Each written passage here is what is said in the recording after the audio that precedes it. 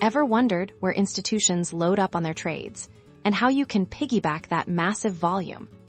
Today, we're demystifying order blocks on Tradingview, your secret weapon for spotting key support and resistance zones. First, let's get this indicator onto your chart. Head to the Indicators tab, search for Order Block, and select one of the popular, highly rated options.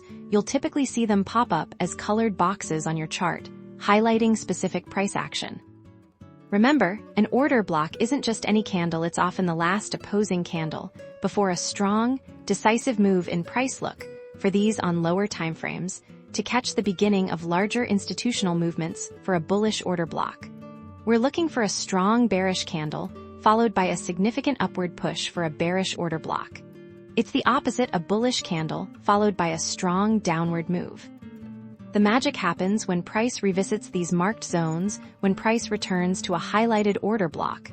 It often acts as a powerful magnet, suggesting potential price reversals or continuations. For example, if price drops into a bullish order block, it's a strong signal that buyers are ready to step in, creating a potential buying opportunity. Conversely, a bearish order block can signal a point of resistance where sellers are looking to take control, presenting a potential selling opportunity.